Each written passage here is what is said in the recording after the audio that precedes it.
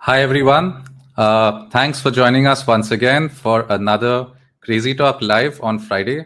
By the way, if you have any good ideas for what we should call this, please let me know. It kind of feels like we should have a nice name for a Friday event. So welcome back. Really nice to see you again. And so here we are today with another edition of Job Talk, which is our segment where we chat with experts and with professionals who have career experience, and we try to talk to them about things that they've learned during the course of their career, and therefore try to get some practical, actionable career advice that you can use immediately after this conversation to help accelerate your own career and do better in life. So today we are speaking with Rupesh Garg, who's the chief architect at Frugal Testing, and he's actually had a lot of experience with internships and with managing internships. So he's going to help us understand what's the best way to make use of your own internship. But first, before we start, if you're someone who has an interest in career, money, wealth building, or business, and I'm sure you do because you're here with us today, please do subscribe to our newsletter where we summarize the best insights from all of our conversations, whether they are the lives here or the podcasts within the Crazy Talk network. We have around 10 shows now. So actually, there's a lot of good content in there. So please do subscribe to our newsletter. We summarize all of our insights into 5-minute reads. And the link is there in the event description, and it will also be there in the comments below. So with that said, Rupesh, thank you so much for joining us today. So before we start, maybe you could give a introduction to yourself and also about your experience with internships so far. Okay, sure. Okay, thank you, Amit. Thank you for the introducing me to your podcast. So my introduction, I think I started my career about 20, 22 years back in 98, 99. I'm a graduate of Thapa University, Patiala. So basically, I'm a Punjabi, but then I then I went on to do my studies in the US. I worked over there many years. Then I came back to India. So since last 10 to 15 years, I've been majorly operating in India only, and founded this company about 5 years back. And I would say my experience has been the managing a lot of full-time employees, managerial staff, like manager, senior manager kind of people, and a lot of interns also in my especially in my startup. And uh, and obviously I had some many good and bad experiences in managing that matter, and I felt that I have matured myself as a person, and also we have matured our company's processes, like HR processes and everything. How do we make how people can make the best out of themselves while interning with us or becoming full-time employees, and also while they also get the best for their career, whether they work full-time or not with us, that's secondary. So we did have I think we might have till this point might have managed him more than roughly maybe 80 to 100 interns in last 4 to 5 years, or maybe 100 plus, maybe like that sort of thing. Yes. Right.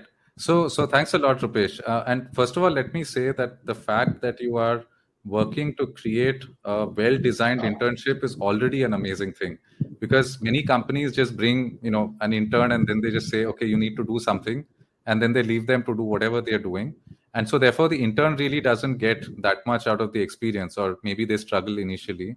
And the company also may not be getting as much value as they might get from, having a more knowledgeable or at least a more productive intern. So maybe let me start by asking you why you think anyone should do an internship at all. I mean, I know obviously most students nowadays do internships. Maybe they do it because it's the accepted thing, or because everybody's doing it, or it's part of their course. But why do you think someone should actually do an internship? Yes, okay. Coming to why part, see, I mean, the internship is must. First of all, in the internship, you are paid, and your parents are not paying for your time. So I think that is one important factor. And moment people paying you, they'll make you realize the value of the time, because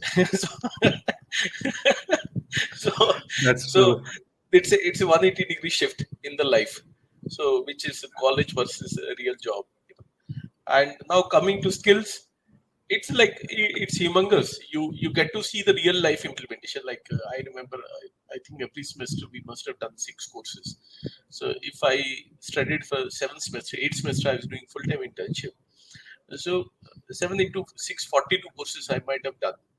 But the real life implementation, practically what is being done on the ground in the field, because a lot of curriculum is very outdated or very practical theoretical by nature, so you get to see real life implementation and you gain a lot of valuable skills, especially with, I would say, with startups. uh, uh, I feel it's very very growing experience, and I have seen people when they intern with us, they really grow very fast. Sometimes we very feel very sad that they have grown too fast, and now they don't want, they are looking for much better paying jobs than what we can offer.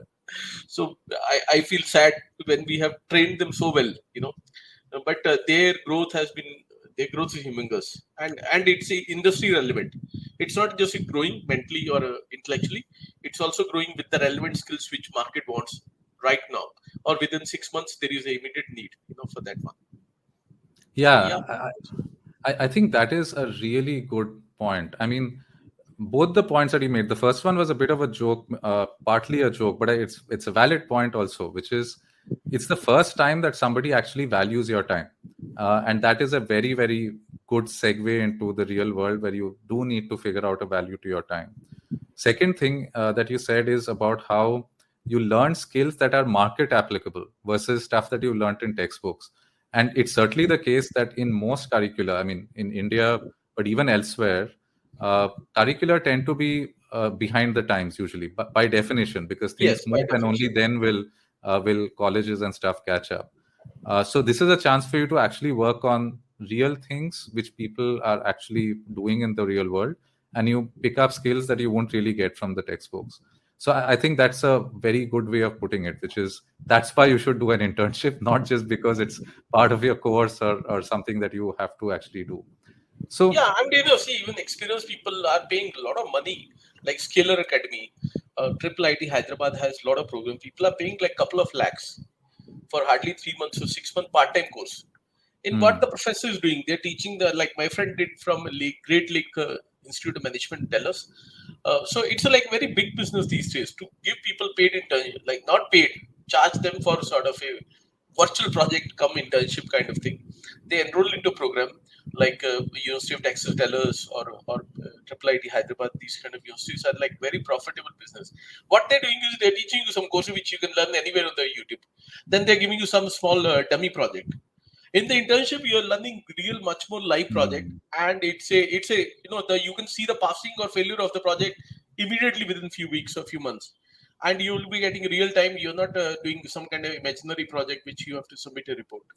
So yeah, I feel it's really real life sort of thing. Yeah. Okay, so that's excellent. So now we've talked about like why someone should do it, but what should someone actually expect? Because internships come in all shapes and sizes, right? Some of them are just, oh, please just stand in a corner and hand out flyers. Some of them are really well thought out, and you're working as part of a project team. And there's so many things in between. So what should one expect from to get out of an internship, and therefore maybe also evaluate, like if you're given multiple choices, what kind of internship should you go for? I would say, like, I think the evaluation. See, number one is obviously the field in which you want to be hunting out a full time job. That can be another one way. Another is doing in a very opposite discipline. For example, if you're an engineering student, you enter a marketing department. If you're a marketing student, you enter into engineering department. You just want to take 180-degree view of life.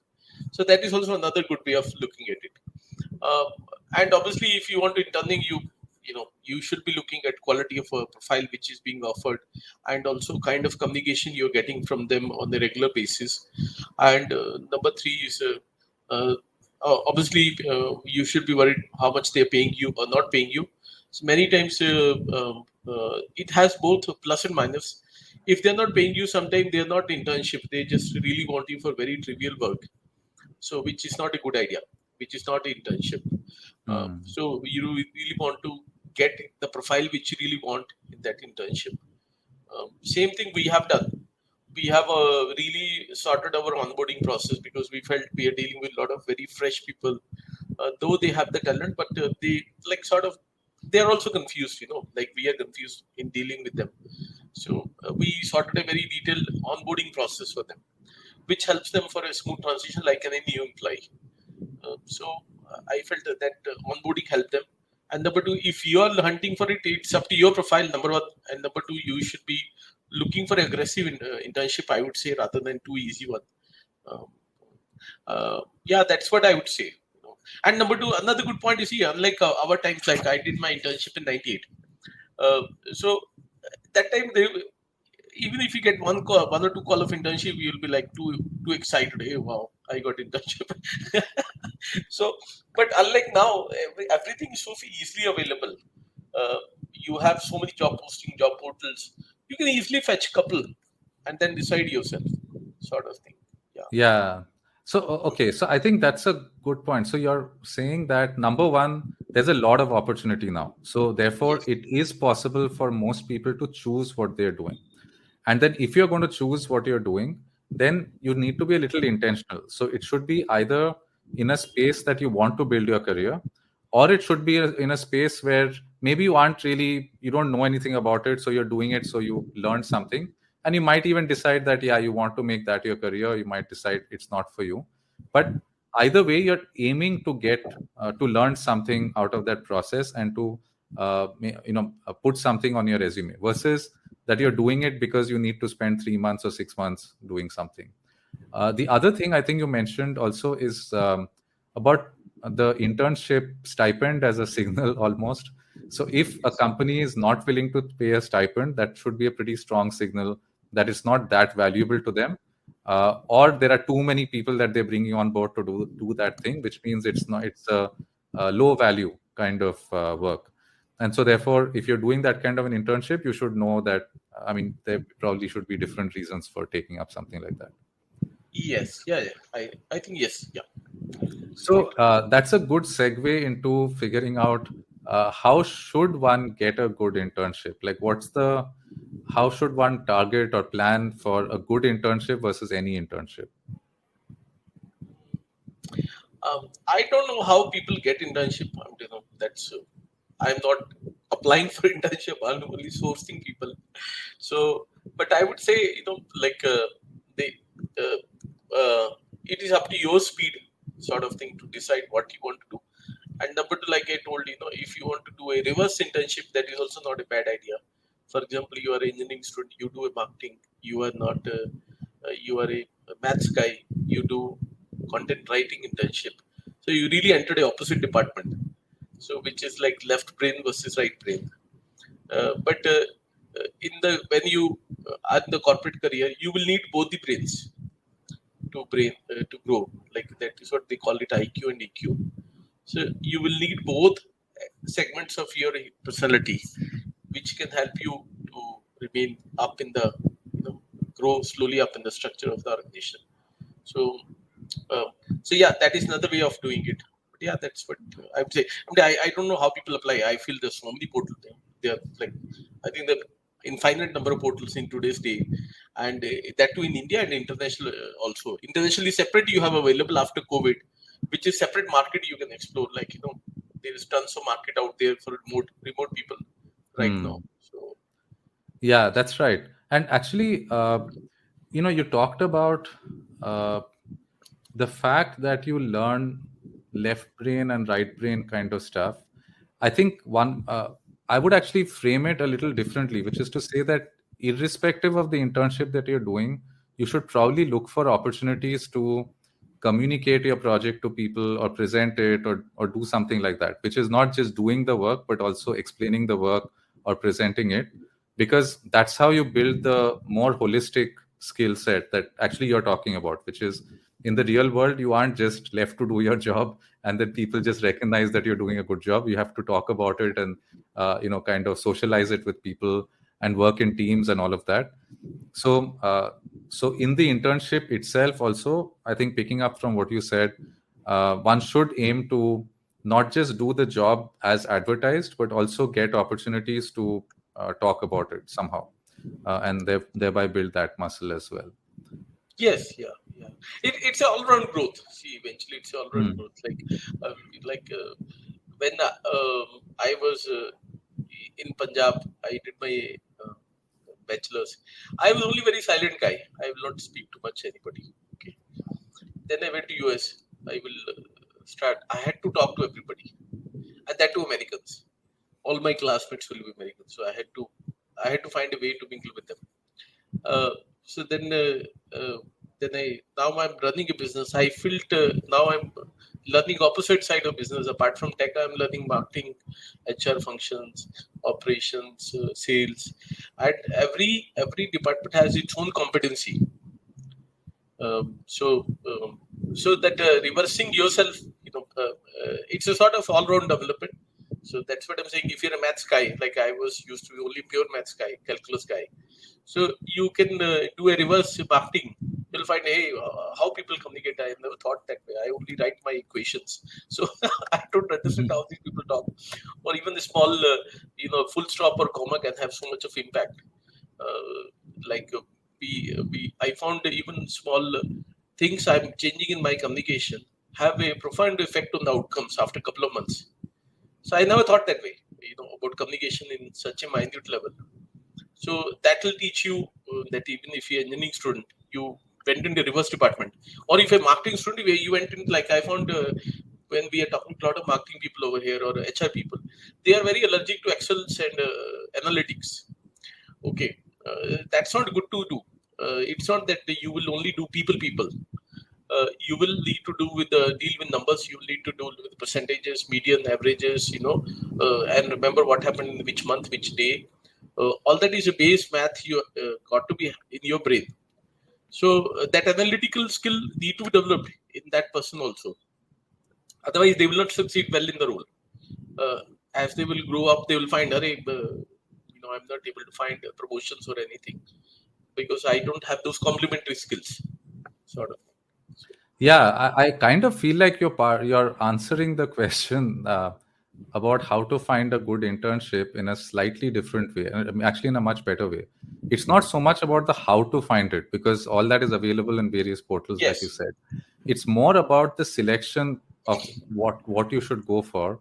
And it sounds like one should go for something where you're, of course, learning the skill that you want to eventually deploy, but also learning ancillary skills.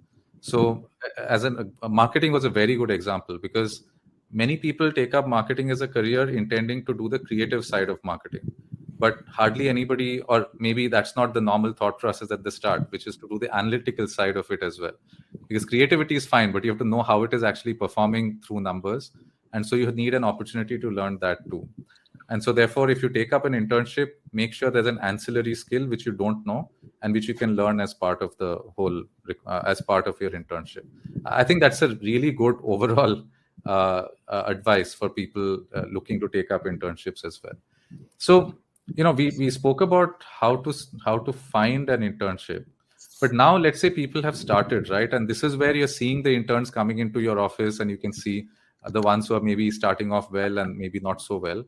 So how, from your opinion, from your point of view as an employer, how would you say an intern can create, basically start strong and start standing out from their peers, even initially? Okay. I'm the, it's the same like an employee, or even if you join it laterally anywhere, you need to be well communicative. You need to be on time. You need to be present in the job, and you need to be uh, which is a standard answer to everybody, and go the extra mile, wanting to do little extra than what you have been told, in whatsoever role you are. And also, another point I would say, effectively networking within office and outside of office. Build your network and earn your paycheck. So I had now networking is very common. So I'm talking about 15 years back. I had designed that lecture. I gave it many places. So that time, so I feel that is also critical skill to be like, a lot of people are so shy, they will not ask next guy desk, also next girl desk, that how to do this thing. Take a counter opinion. Uh, so they will be always relying on manager or supervisor. So while supervisor will be always wanting to see, hey, how can I save time? And this guy does his or her job themselves and not come too much to me. So you can perform well if you network within the organization and outside also. And number two, same stuff. Obviously, you should go an extra mile. You should think creatively, not only work hard but work smart also. Many people are too hard workers. They forgot to work smart also. Or they are very linear thinkers. We should think out of the way also. That is only you can you can do well or exceed the expectations, sort of thing. Yes. Yeah, you're right. I think it's important for the intern to understand why the company is giving them an internship. They're giving it to them, unless, of course, it's like just some, random stuff that they have to do. If it is a meaningful internship for the company, they're expecting you to deliver some value, similar to an entry level employee almost. And so, therefore, the value that you're supposed to deliver is, of course, what you've been told to do, but to the extent that you can do it independently. And you don't have to keep on asking for every small little thing. You don't go back to ask your manager.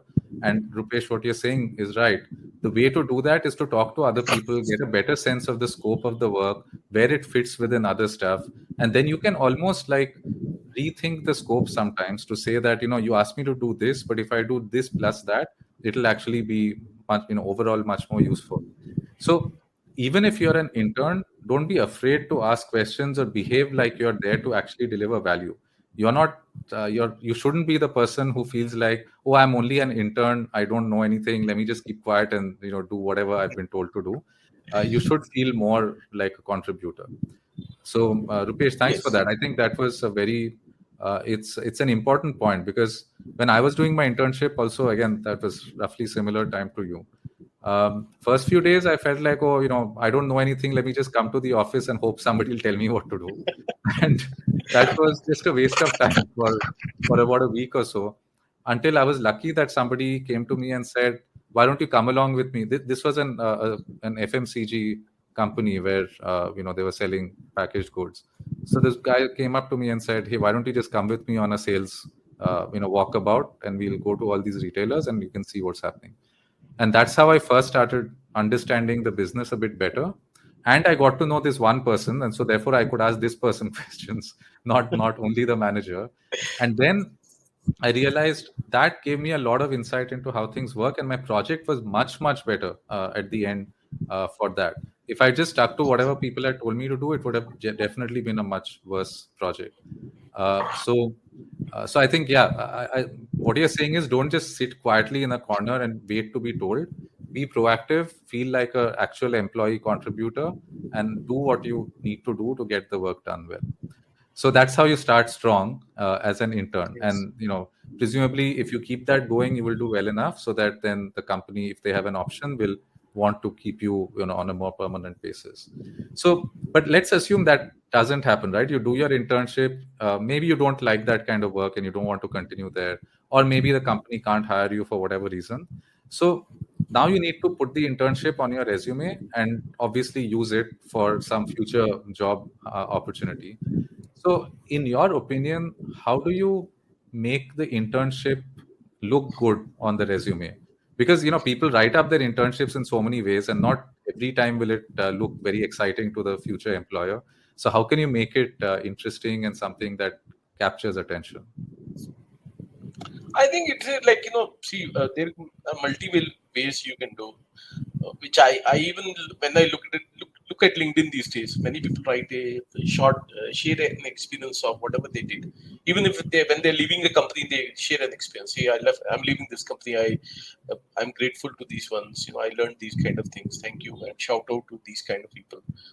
That is one way of expressing, not only just writing in the resume. Another, you could make a video. Hey, I learned these 5 things on my internship. Though I did not get a full time, but I'm happy I have gained some critical skills. And obviously, if you left at a good note, you can always use them as a reference point. Uh, if company did not hire you, but at least they can be a reference for you, or they can refer you to other organizations, and then they will have some lot of network. People will have a lot. Everybody has their own network, so you can tap into bit of that one. If nobody will give access to your full network, but they will give access to a small part of their network. Hmm. So you can tap into that one. So these kind of things you can do, and then obviously polishing the resume, uploading videos or a summary report on the LinkedIn, updating especially your LinkedIn ID with the relevant details, photographs, whatever all that stuff is. Not just I felt when people upload too much proudly their that certificate, that's like very trivial. That's like 20 years back. That's what I was used to do. That I had such a big pile of certificates with me. But now people don't want certificate. People want what is the outcome of that certificate. So people are not happy. Even that same issue comes with executive programs, which are very heavily charged, 10 lakh, 20 lakh, 30 lakh in India. So people are saying, अरे degree तो मिल गया, अब ये थोड़ा इकट्ठा तो हो गया सर्टिफिकेट, अभी इसका करेंगे क्या? ठीक है. Yeah. So manage middle. When you want to rise from middle to top, then same issue comes.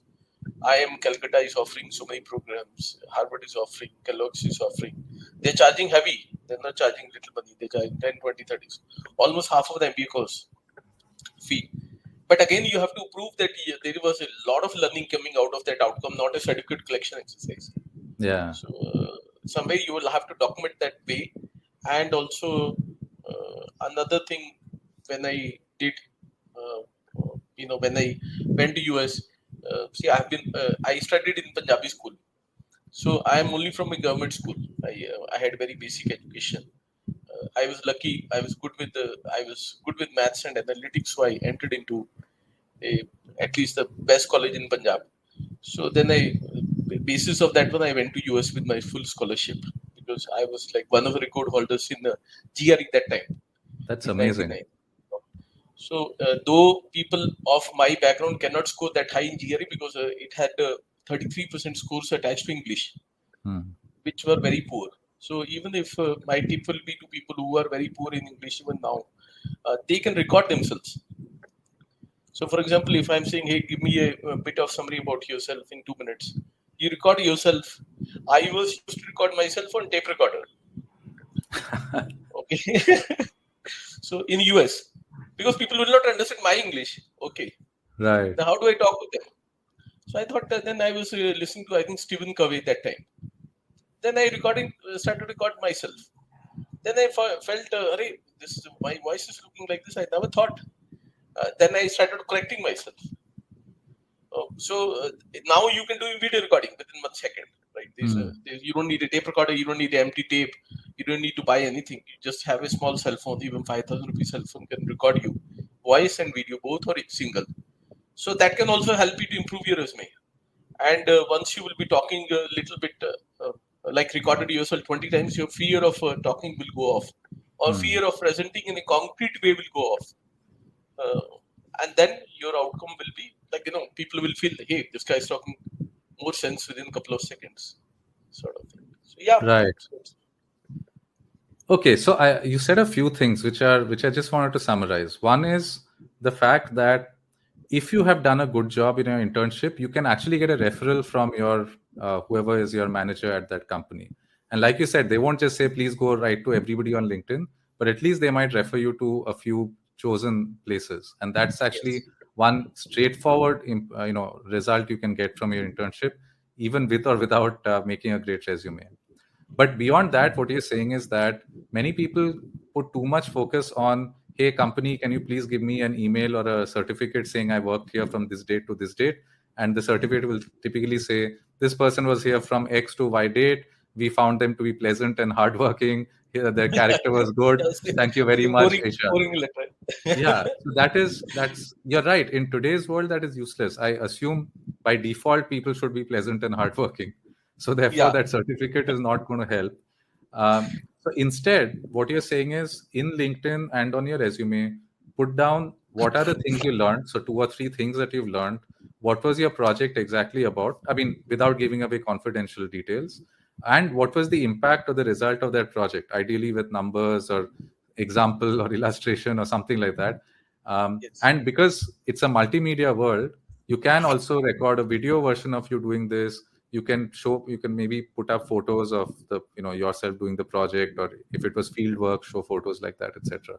So obviously, without giving away confidential things, I think your main point is, if you've done the internship, talk about what was the impact, the outcome, the process, all of that, versus just saying I did an internship, here's a certificate. So I think that's a really I think that's a very valuable piece of advice. I've seen a lot of people just doing this exactly. They're more concerned with getting that email or that Yeah, letter. I would say the letter of certificate they should keep on collecting. I'm Yeah, not they should stopping keep, of anybody. course. Yeah, They should keep on collecting that certificate. The proof, data proof is needed, email proof is needed, and PDF files are needed. What I'm saying, I find it funny to when they keep on putting those PDF files in the LinkedIn. LinkedIn is not a document repository. LinkedIn is so it's not a Google Drive. Yeah. Google Drive is you can always hyperlink out, but you have to put some brief summary of your work done and in a tangible, like you said, metric driven. It has to be metric driven. Like for example, if you're working in marketing, how many leads you generated, how many were marketing qualified, how many contracts you got. In your testing project you're working about, how many scripts you wrote, what is the impact of scripts, how much a reduction in cycle time came. You in the dev you wrote this framework, this is a the Node.js you put in the MySQL backend database, you put in top of AWS, and what is the final outcome of the project, where did it ever go live or not, also tell that point also, right? So those are the points people want to hear from you. I think, yeah, I think that's what people want to know. Like some kind of tangible output, nobody's certificate is too boring. yeah, that's right. So you talked about how if you did well in your internship, you might be able to get referral and stuff, and which basically means you built a good relationship with the company.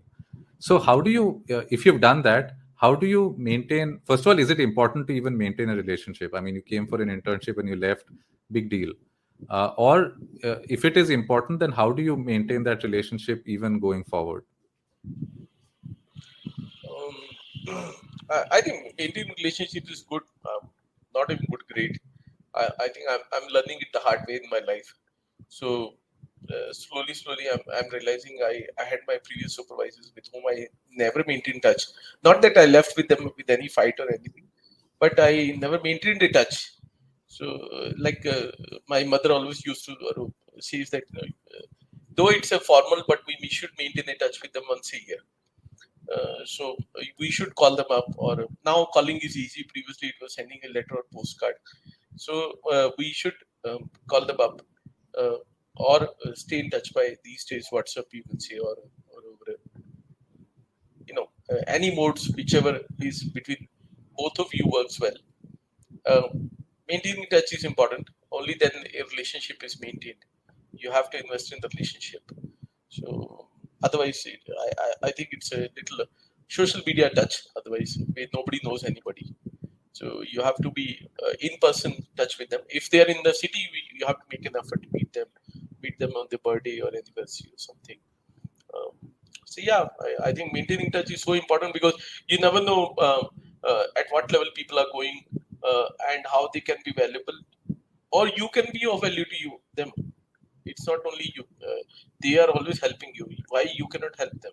You should be there to help them out in their life, right? There's nothing wrong. When we are genuinely generous, the God always returns back multifolds. Like I follow Shishi Abhishankar. I feel he might have easily helped maybe 10 crore people in his life. So emotionally, spiritually. So people are ready to give life for him. Not that all 10 crore people, but couple of lakh people are always ready to do anything, whatever he's asking. So because he genuinely helps so many people, in so many people he brought change. So same thing we can bring. It's not only that maintaining relationship doesn't mean it has to be one way traffic. It should be two way. We should be offering help to them of any sort. So, like for example, if your boss had kids who are slowly becoming of your age, you could always help them that they can call me for any help on the career. Because they are because parents will always you will be always able to better guide them with the latest market which your boss might not be able to help. Yeah. That I'm just saying one example. That's just one point of it.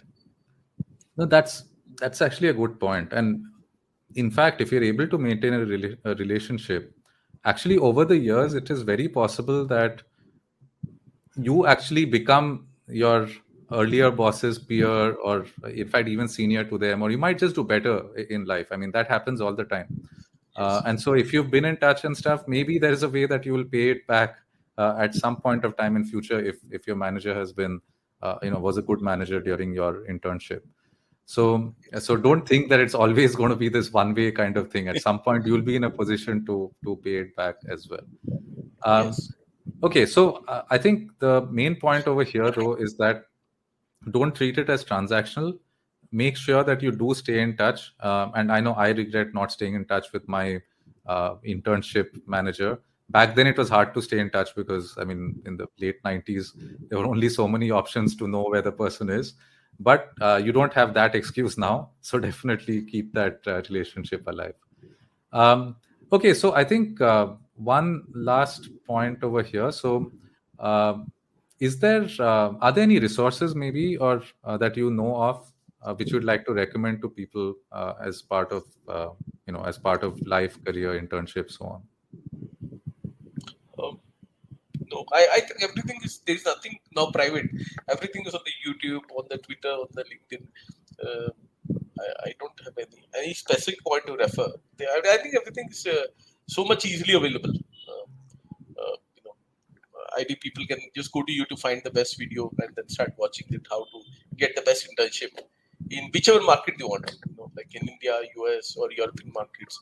So even now you can work in multiple countries, sort of thing. So, yeah, I don't know. Okay. Okay. So with that, Rupesh, we are done with our conversation, but I do see that there's a question in the comments. So maybe you can help answer that. In Sure. a landscape where more and more people are rallying for interns to be monetarily compensated, basically people want paid internships and not free internships. What tips do you have for a pre-fresher to think of to negotiate their pay? So basically, if I mean, because more people want paid internships, but many of them obviously don't have experience. So how can they potentially negotiate a paid internship? I think a proper process in any company, they can always request for a stipend. I don't think so. The company will say no to them because, like I said, uh, if there is no selection process and if there is not much of a payment, it means you are not much required over there. They just hired you because they are little confused with you, or they are not clear about your where they will put you. Uh, but if they have put rigorous interview selection process, and then they're trying to onboard you with the proper process, I'm sure they must have spent a lot of their own manpower to bring you. So if you request them, I don't think so they will say no. And number two, otherwise you can do a short internship with them and then move on to better paid one. Yeah, I think maybe it's the first trade-off over here is money versus learning. I think Yes. if you're going to a place which has doesn't have a paid internship, but somehow you're going to learn a lot, like it's some fabulous brand that you absolutely want to work at, it's going to add to your resume in some other way, then my personal opinion would be that you shouldn't worry too much about the money. Also, assuming that it's not like 1 year of internship with no money or something. If it's a reasonably time limited assignment in a place that is very attractive, for a role that is very attractive, then I feel like you do that, then you'll get paid the next time around because you've learned a lot and you've got this brand on your resume. I also personally think that smaller companies which have more flexibility and less hierarchy, decision making, all of that, are more likely to be open to negotiating. If you're going to a very large company where the internship is an unpaid one, it's unlikely you're going to change some big machine to accommodate only you. But if it's a smaller, more flexible place, my feeling is you can probably ask for at least something, or at least negotiate something saying, let me start work and then you see what I can do. And then, if that looks valuable, then you pay me from the second month onwards or something like that. I kind of feel like those might be some ways. Yeah, yeah, makes sense. In fact, I feel if you're getting a very big brand and that too for a short period and you're working without any payment, I don't think so. You we should be so much worried with the payment part. Yeah, I also think so. I mean, at this stage, and not just for internship, even for your first job and all of that, my personal opinion would be that you focus more on learning and brand building and personal credibility. If you can get that, your earning potential will become exponentially higher. And frankly speaking, your earning potential tends to really start spiking in your 30s, early 30s onwards. So your 20s are really should be spent on learning, and if you've done a lot of interesting things in your 20s, you'll get paid very well in your 30s. With or Yes, without down market, up market, it's not going to matter so much. You'll become a unicorn who everybody yourself. wants, and then they'll want to pay you. Yeah, exactly. Yes, yeah, So, yeah. Once you have a lot of things under your belt, you are a sought after asset, sort of thing. yeah, so I think that is the thing there. There's another comment here. What are your thoughts on someone doing an internship to make a career switch? How should someone approach an internship with some experience that they already have under their belt?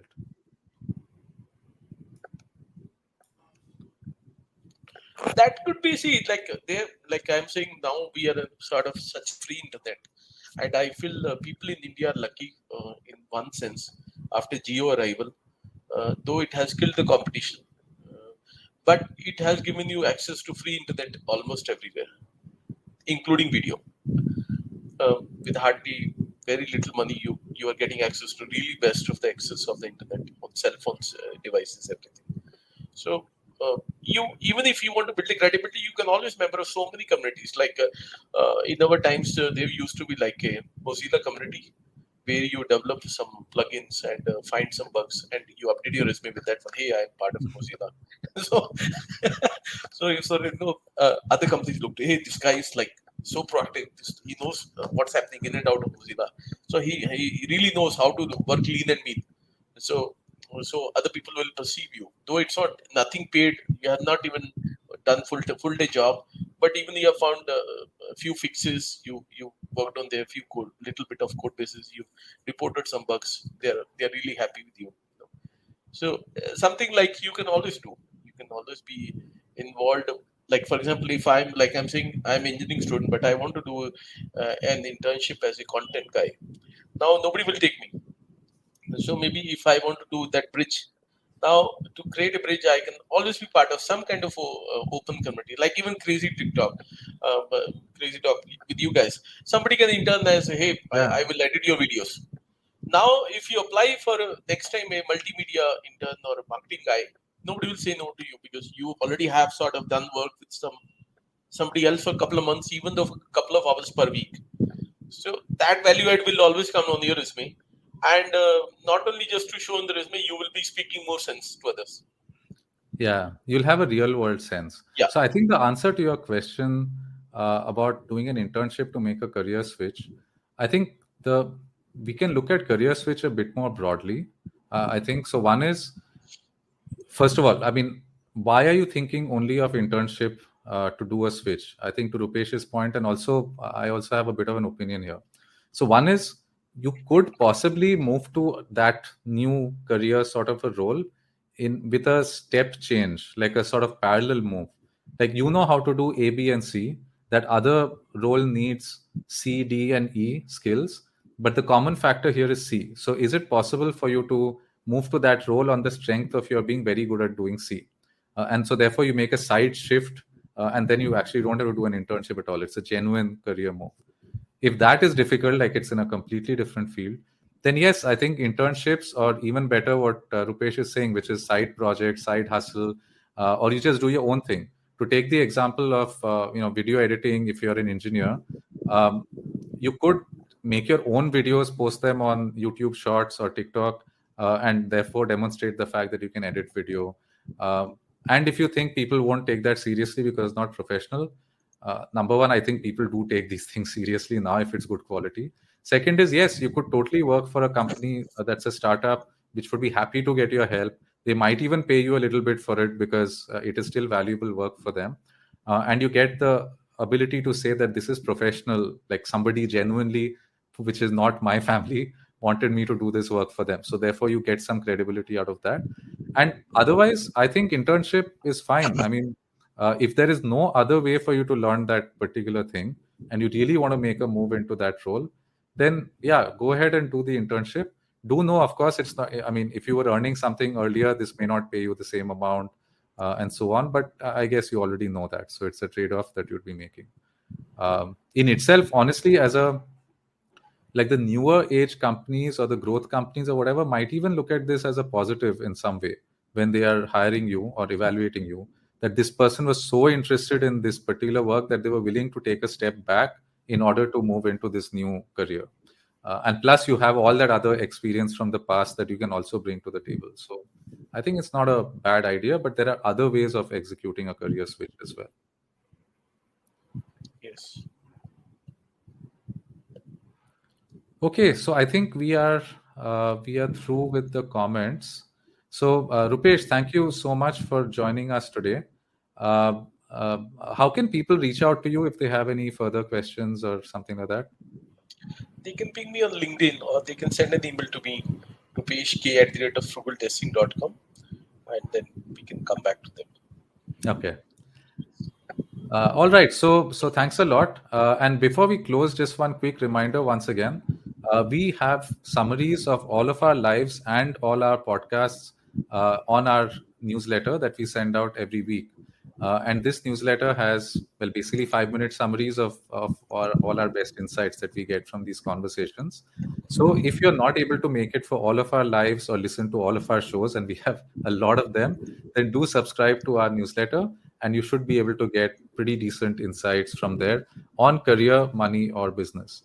So do check that out. The link is there in the event description, and we'll put it in the comments as well.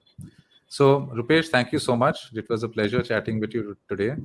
And for everyone watching us live or maybe viewing this video later, thank you for joining us for another edition of Job Talk. We were Rupesh and Amit. See you next time. Sure. Thank you. Thank you. Bye. Bye.